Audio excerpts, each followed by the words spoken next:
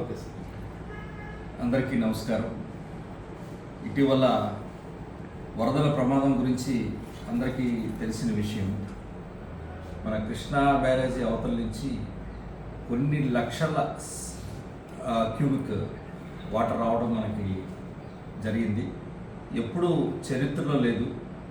మరి ఈ యొక్క నీళ్లు ఉధృతంగా రావడం వల్ల ప్రకాశం బ్యారేజీ నుంచి ఇమ్మీడియట్గా జిల్లా ఎస్పీ గారు, జిల్లా కలెక్టర్ గారు అధికారులందరినీ ఆదేశించి అందరం కూడా ఎక్కడైతే ముంపుకు గురవుతున్న గ్రామాలు ఉన్నాయో వాటిని అన్నిటినీ సందర్శించే భాగంలో మొన్న రాత్రి నుంచి మేమందరం కూడా టీమ్గా అక్కడికి వెళ్ళడం జరిగింది.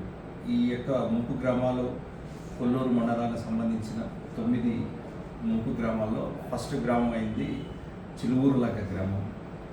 మేమందరం అన్ని గ్రామాలు చూసుకుంటూ లాస్ట్ గ్రామం దగ్గరికి అందరం వెళ్ళిన తర్వాత అక్కడ ఇంకా ప్రజలందరినీ కూడా హెచ్చరించడం జరిగింది. ఎస్పీ గారు, జిల్లా కలెక్టర్ గారు, అదేవిధంగా రాజకీయ నాయకులు కూడా వచ్చి అందరినీ హెచ్చరించడం జరిగింది. అయితే ఈ లోపల మిగతా అధికారులందరూ కూడా వేరే విలేజెస్కి వెళ్ళడం జరిగింది. ఆ సందర్భంగా నేను, మా జిల్లా అడిషనల్ ఎస్పీ విఠలేశ్వర్, నేను, అదేవిధంగా మా ఆర్ఐ గారు మొహిద్దీన్ గారు, మా ఆర్ఎస్ఐ గారు పవన్ కుమార్ గారు, మా సిబ్బంది దాదాపు ఒక 15 మంది ఆ గ్రామంలో ఉన్నాము. ఆ గ్రామంలో ఉన్నప్పుడు అప్పుడు వాటర్ అప్పుడే కొంచెం కొంచెం వస్తుంది. మేము ప్రజలకి ఎంతో నచ్చజెప్పి చూసాము, గట్టిగా చెప్పి చూసాము. అయినా కానీ వాళ్ళు ఎవరు ఆ గ్రామం విడిచిపెట్టి వెళ్ళడానికి ఇష్టపడలేదు. అటువంటి సందర్భంలో వాళ్ళని కాపాడే ఉద్దేశంతో జిల్లా ఎస్పీ గారు మమ్మల్ని అక్కడ ఉండమనడం జరిగింది. మేము కూడా ఇంత ఉధృతం వస్తుందని ఎప్పుడు మాకు కూడా తెలియదు. మరి ఆ ఉధృతంలో గ్రామం పూర్తిగా మునిగిపోయింది. చిలువూరు లంక మునిగిపోయింది. మేము కూడా బయటకు వచ్చే పరిస్థితి లేకుండా పోయింది. దాని తోడు కరెంటు కూడా లేదు. ఎందుకంటే కరెంటు లైన్లు సబ్స్టేషన్ మునిగిపోయింది. ఆ 3 రోజులు కూడా కరెంటు లేదు. మేము చాలా జాగ్రత్తగా ఉండే సెల్ ఫోన్ల ద్వారా అధికారులకి సమాచారం ఇస్తూ అక్కడ ఉండే ప్రజలకి ప్రతి క్షణము తోడుగా ఉండి వాళ్ళకి భయభ్రాంతులు గురి కాకుండా వాళ్ళని కాపాడుతూ, ఏదైతే మెరక ప్రాంతం ఉందో అక్కడికి మాకు ఇక్కడ దాకా పీకల దాకా వచ్చేసినాయి నీళ్లు.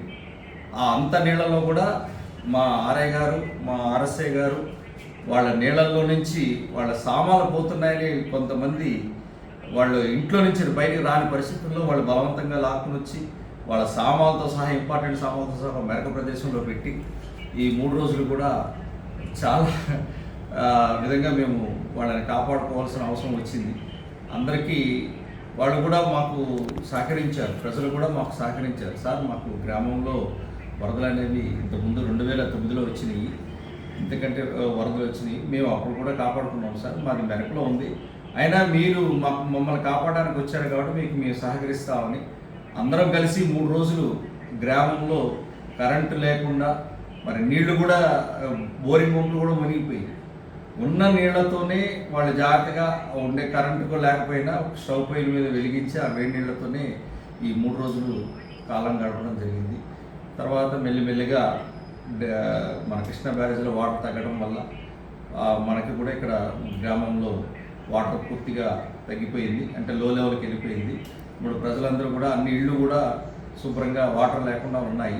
ఇప్పుడు అక్కడ కలెక్టర్ గారు, ఎస్పీ గారు వాళ్ళకి అక్కడ ఏమేమి కావాలో వసతులన్నీ ఎప్పటికప్పుడు ఫోన్లు చేస్తూ వాళ్ళకి ఇస్తున్నారు. మేము కూడా వాళ్ళతో కలిసి అందరికీ పంచడం జరిగింది, వాళ్ళకి అందరికీ సర్వీస్ చేయడం జరిగింది. మరి ఈ విషయంలో మా జిల్లా ఎస్పీ తుషార్ డూడి గారు చాలా చక్కగా మమ్మల్ని ఎప్పటికప్పుడు, ఎందుకంటే మరి గ్రామంలో అందరికీ ప్రాణాలు ఎవరికి వాళ్ళకి గొప్పవే, మరి చుట్టూ వాటర్ రావడం, మరి బయటికి పోయే పరిస్థితి, బోట్లు కూడా రాని పరిస్థితి, ఎందుకంటే కరెంటు తీగలు పడిపోయినాయి. ఈ కరెంటు తీగల మధ్యలో పొలాల్లో ఎక్కడ తగులుకున్నా కరెంటు బోట్లు షాక్ పడుతుంది.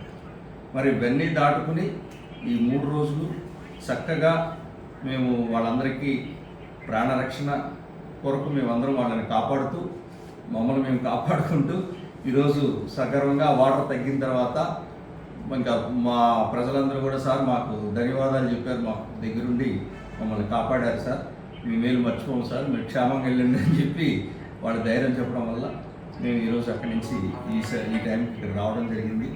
మరి ప్రజలు కూడా ఈ వరదలు అనేవి చాలా అరుదుగా వస్తుంటాయి. మరి దాంట్లో తీసుకోవాల్సిన జాగ్రత్తలు జిల్లా ఎస్పీ గారు, కలెక్టర్ గారు ఎప్పటికప్పుడు ప్రజలకి అక్కడ ఉండే టీముల ద్వారా వాళ్ళకి మెసేజ్లు పంపిస్తున్నారు. కాసు పడిపోచుకుని నీళ్లు తాగమంటున్నారు. అట్లాగే ప్రతి దీంట్లో కూడా ఒక వైద్యులు కూడా పెట్టడం జరిగింది. ఎప్పటికప్పుడు మెడికల్ క్యాంప్ కూడా జరుగుతుంది. సక్రమంగా ఆహార పొట్లాలు కూడా డిస్ట్రిబ్యూట్ జరుగుతున్నాయి. మరి ఈ విషయంగా జిల్లా యంత్రాంగం అంతా కూడా చాలా కష్టపడుతుంది. ప్రజలందరూ కూడా ధైర్యంగా ఉండాలని, ఇటువంటి విపత్తులు వచ్చినప్పుడు అందరితో సహకరించి అందరూ కలిసి ఈ యొక్క విపత్తుని దాటాలని నేను మనస్ఫూర్తిగా కోరుకుంటూ అందరికీ నా ధన్యవాదాలు.